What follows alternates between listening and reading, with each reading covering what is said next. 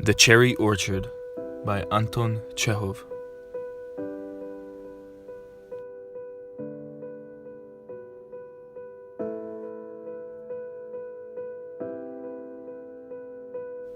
When Lubov Ranevsky, an aristocrat landowner, arrives from a vacation in France, she receives a notice of debt from one of her servants on her estate, named Lopakin. Confronted with the reality of having to manage her estate's financial situation, she looks towards Lopakin for a possible solution. Lopakin suggests the sale of a large portion of the estate on which lies a century-old cherry orchard embedded in the family's history. This, however, causes fervor within the family as Lubov and her kids have a deeply instilled pride of their heritage and high class. Throughout the play, Lubov struggles with the possibility of having to get rid of a meaningful family ornament.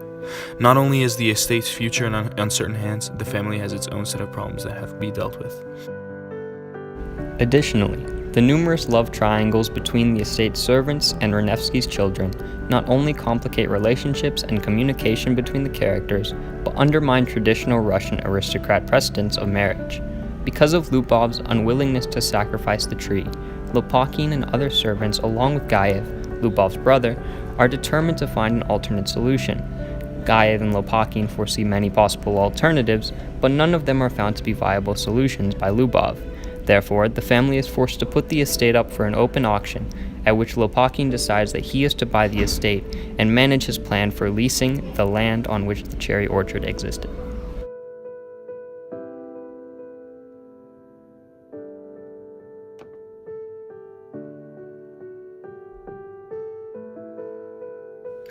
The Cherry Orchard centers around the struggle between sentiment and necessity. Chekhov and his Russian contemporaries were famous for their analysis and criticism of the social changes occurring in Russia throughout the 19th century.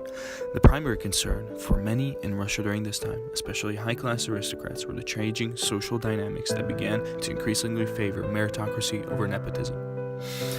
With the growing influence of Western ideologies, the economic playing field was threatening to level. The social reform movements that swept the West inspired Russians to do the same. After the liberation of the serfs, many began to see the artificial power structure of the Tsarist state.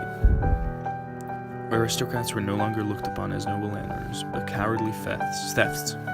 In decades' time, bastions of Russian oligarchy began to crumble, paving way for a new age centered around the working class. The result? A population that began to sympathize with utopian ideals. Russian nobles were not happy about this new reality. Their lessening influence and financial struggles began to worry them. Those who held power for centuries were reluctant to accept the modern ideologies that threatened their domain. Lubov is reluctant to let go of the cherry orchard, which in essence symbolizes the high class and nobility of her family. This painful transition in Russian history is exemplified by Lubov's struggle to choose between money and an idea of family.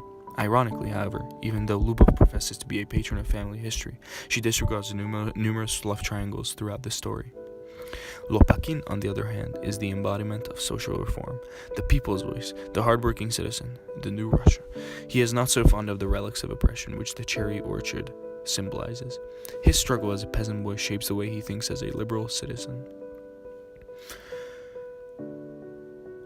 The conflict of having to contemplate about selling the cherry orchard in essence symbolizes the social and economic changes occurring in Russia throughout the 19th century.